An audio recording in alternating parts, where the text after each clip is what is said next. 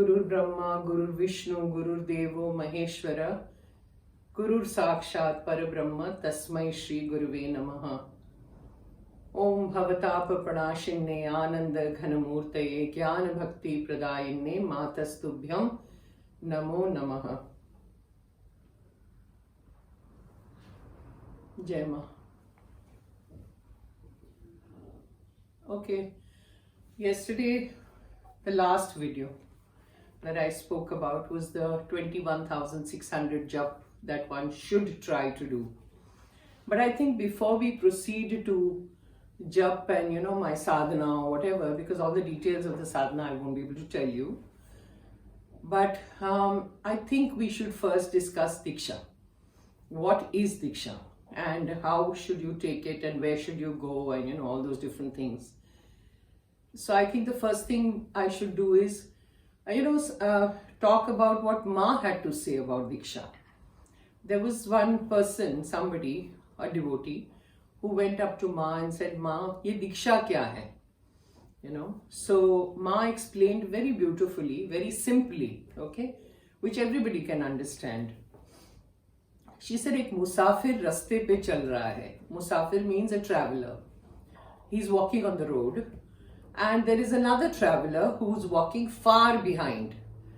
Now the traveler who's walking right behind wants to call this traveler who's in front, who's walking very far away. He wants to talk to him, but he doesn't know his name. He doesn't know how to call him. So what does he do? He'll say, hey, he goes on doing that, to try and draw his attention. But that traveler who's walking in front obviously doesn't know that somebody's calling him. So he goes on walking. And this fellow goes on doing chuch and calling him. But there is no response. And he gets tired, but he still goes on and on and on. Finally, this person who was walking in the front gets kind of irritated that who's doing this chuch since so long? And who is it? So he turns around to see who this person is. So he turns around and says, what? Are you calling me? He says, yes, I've been calling you since so long. But you're not answering, you're not listening. So he comes forward, that traveler comes forward, and this fellow is already going forward. And he comes up to him, extends his hand like this and shakes his hand. So this fellow also gives his hand. And they shake hands and he says, my name is not chuch. My name is so and so. The moment this is joined, this is Diksha. This is the moment of Diksha. So this is a simile that Ma gave, that we are constantly going to temples, doing puja, doing different things. We sit and do Ram Ram, Krishna Krishna, Durga Durga, whatever, puja basically we are doing. But that is not the real name. The real name is the Bij mantra, the seed mantra. So when God sees that you are so intensely calling him with total integrity, honesty, and you're so involved in your puja and everything, then he listens. And he says, okay, this person is very sincere. Let me go and introduce myself to this person. So he comes forward.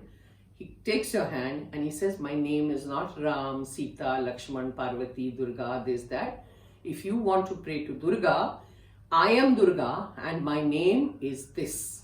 And that this is the Bij mantra, is the seed mantra that you get on the day of Diksha.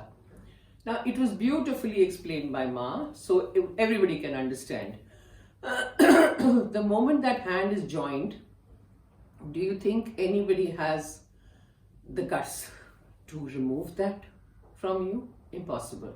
And once Bhagavan catches hold of your hand, he'll never let it go till you come to moksha, till you come to liberation, till you come to self-knowledge, till you become one with him.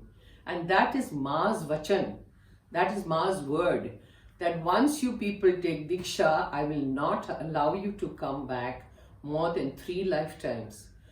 Where we have crores and crores of lifetimes in front of us, what is 3 lifetimes? And that too, it's not like a hard fast rule that you have to come back 3 more lifetimes. It depends on you totally, on your intensity. Now, supposing in this one lifetime, you do lot of puja, lot of sadhana, lot of anushtans, lot of jap, everything, and you're constantly involved in that, where you give up everything and do it, yes, then it is here and now. It's not like you'll have to come back again and again and again. If your intensity is not that much, then 3 lifetimes. If your intensity is there but not that much, then probably 2 lifetimes, probably 1, and probably nil. So it is totally dependent on you. But that connection with Ma has to be there. Not that you got Diksha and you go about doing your own thing and you don't bother. In fact, she has said, even after Diksha, even if you don't do so much, I will still not allow you to come back for more than 3 lifetimes. Isn't that wonderful? There was this incident, which I think is in all Ma books or whatever.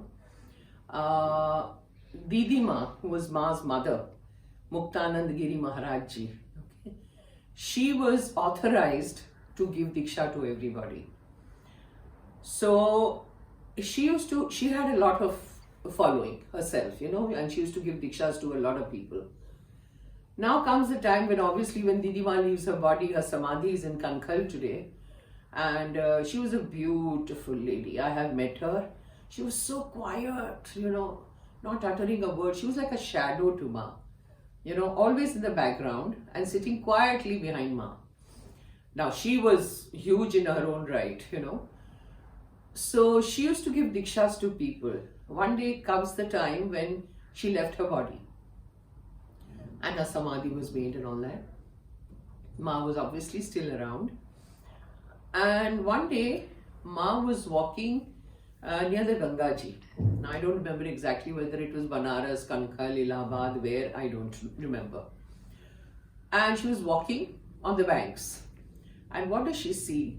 In mid-air, on the Ganga Ji, Didi Ma is standing, mid-air.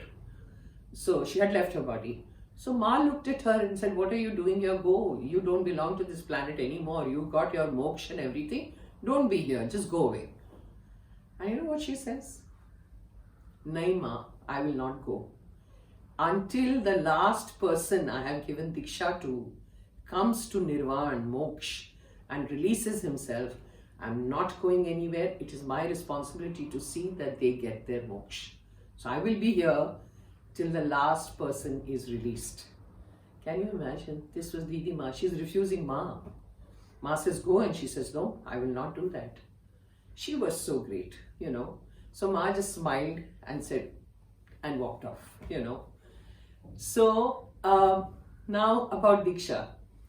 You see, there is a book written by, it's in Hindi, and it's written by Mahamahopadhyay Gopinath Kaviraj. And I'm sure all of you know about Baba Gopinathji. He used to come to Ma very often, and he was the sadhak of a greatest order and a great scholar. So he has written a book on Diksha. It's in Hindi. It's very difficult to understand his Hindi as well as English. You need a dictionary. But his Diksha book is amazing. If anybody can read Hindi, it's worth reading that book. Now in Diksha, what happens is, we as human beings are on a roller coaster ride of birth, rebirth, birth, rebirth. It's a roller coaster. It just, you go and come back, and you go and come back, and you go and come back. Because your karmas, when do they get over? It's very difficult. You have 3 types of prarabdha which is going on. Then you have sanchit and kriyaman. Prarabdha is something you cannot get rid of. You have to go through that cycle, which is already, we are in the cycle. And such sanchit and kriyaman is something like, if you are deep into sadhana, slowly, slowly, slowly you can kind of eradicate. Slowly, slowly it becomes thinner and thinner and thinner. But that takes a lot of time and a lot of energy and a lot of sadhana basically to get rid of all that. So we are basically in a roller coaster ride, because that it will never get over. So this roller coaster ride, the moment you take your Diksha, you are thrown off this roller coaster ride. And you are given the choice. Now you are not in this cycle of birth and rebirth. Now it depends on you how much intensity you will have, how much pratna you will do, how much sadhana you will do, what will you do to not come back. That is totally dependent on you. It's wonderful. Plus we have, the day you get Diksha, we have all the chakras that go up from Mooladhara to Sahasrara, the 7 planes of existence.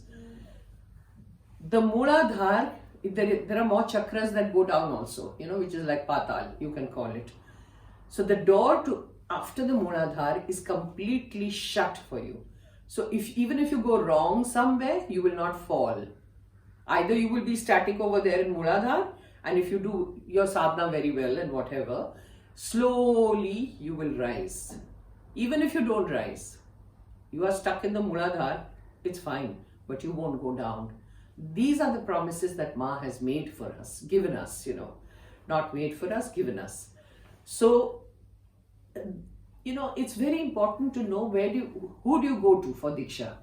See, Diksha is actually given only by the divine.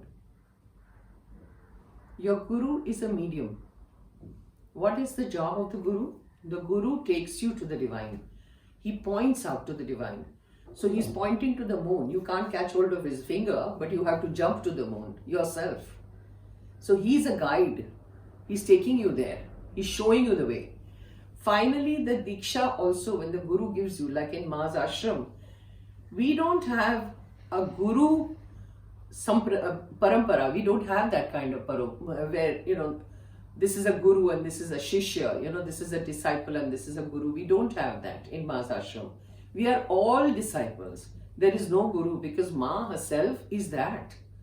So in front of God, who's the Guru? So Dikshas, when we get from our ashram, is actually given by Ma herself even today. The people who give, she had appointed 4 Mahatmas.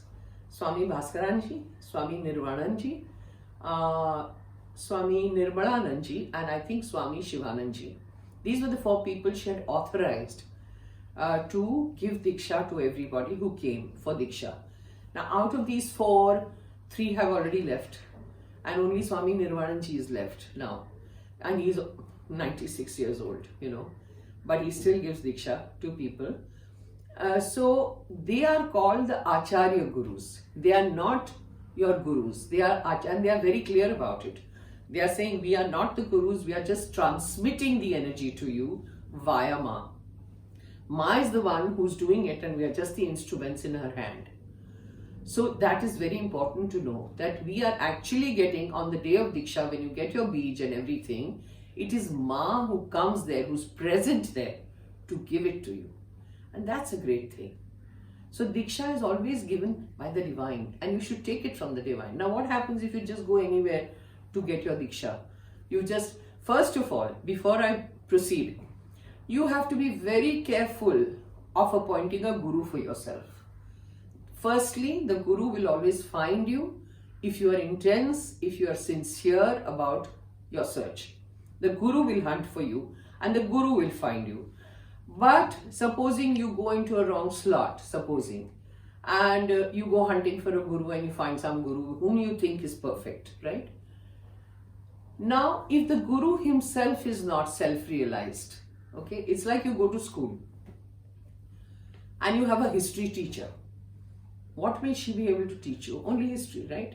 Yes, you can become great in history. You can learn as much as you want in history. But will you be able to know geography or mathematics? No, because she's a history teacher. Similarly, on your path, if your Guru is not self-realized, how much knowledge will he be able to give you? You will be able to reach only where the Guru is, right? Not beyond that. And that's why it is important to know who your Guru is. If your Guru is not self-realized, you will not reach anywhere. Okay? So, firstly, think 100 times before you think, okay, I want this Guru. Okay? Now, once you take on a Guru with total conviction, you cannot leave him and you have to listen to everything he says. If he says jump in the well, you should be ready to do that. It's a very serious matter. And I have seen all the time, there are lots of different people who come to me and say, that, we had taken Diksha from this one. Firstly, they don't understand the meaning of Diksha, I'm sorry. And they say, we took this mantra and took this Diksha from this person, and now we don't want to continue with that person. So can we come to Ma's ashram to take? I said, look, you have already got a guru. Now you can't change your guru once you have the guru, in Ma's ashram, Ma was also very particular about this. If somebody came and said that I already have a guru, for Ma everything is fine, because Ma is not a guru, which I've told you earlier. Ma is our mother, okay? So when you come to Ma's ashram and you say my guru, they will ask you, who's your guru, who's your isht? You can definitely say my guru is so-and-so and my isht is so-and-so. Isht is your beloved deity. So you can definitely say my isht is, say, Durga, Parvati, Ram, I'm very fond, Jesus, whoever, okay? Based on that, you are given your Diksha, your Bij. Isn't that wonderful? Because we are not a parampara. We are not a cult. I wouldn't say parampara, I would say we are not a cult. We are not a sampradaya where you have to do what they tell you to do. No, you have the choice of telling them what your isht is, telling them who, if you have a guru, then you have to mention it.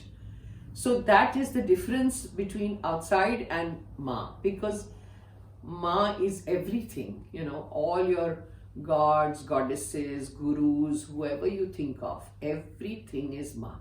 She has created everything, so where's the question? So these are important things, that you have to think very, very hard before you think of having a guru, So go on intensely doing your puja, go on doing your sadhana with total honesty, with total sincerity and the drive. And if you do that, yes, the guru will find you. If you come to Ma's ashram also, but you have to come with a lot of intensity.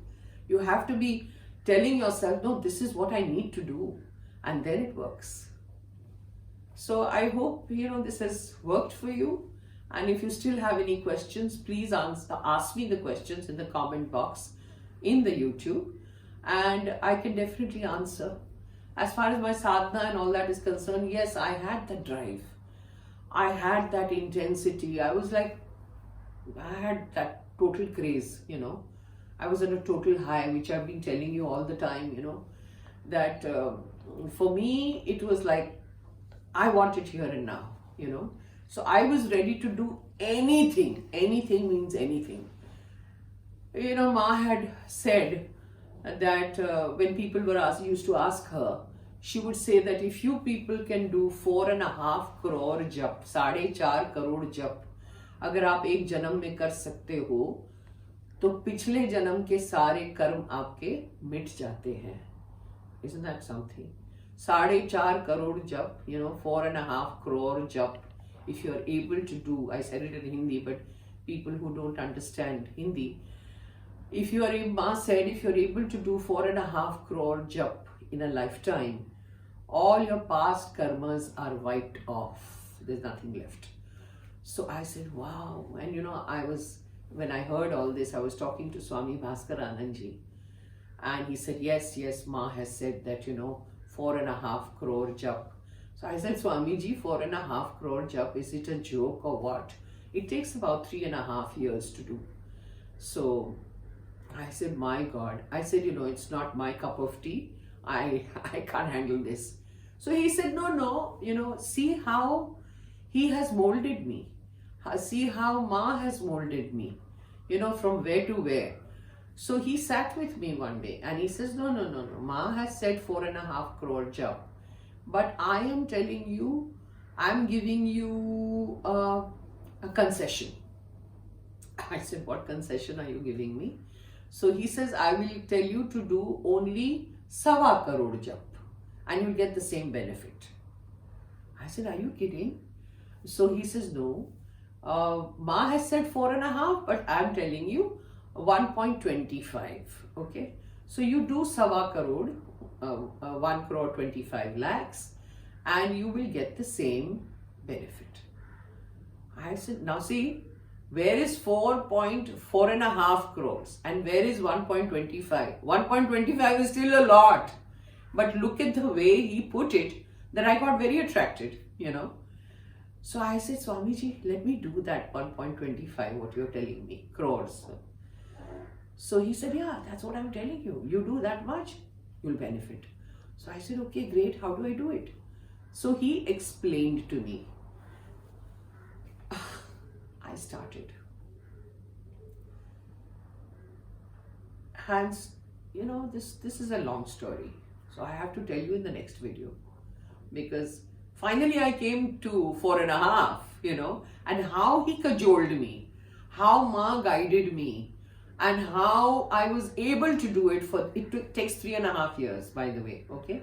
And 3.5 years you cannot go out of your house. You have to be wherever you are. Because I was in the house, so he said you do it in your house, otherwise you stay in the ashram and do it, But I was able to achieve that. And it's all thank you to Ma, it's all thank you to Swami Bhaskaranandji, because if they were not there in my life, I wouldn't have been able to do anything. So I'm really blessed that I got such wonderful people in my life, such wonderful Mahatmas. And Ma, what does she do? What is she? So, I just don't have words to say anything anymore. So I will cover the 4.5 crore jap business in the next video. Jai Ma. Om Bhavatapa Pranashinne Ananda Ghanamurte Jnana Bhakti Pradayinne Matastubhyam Namo Namaha.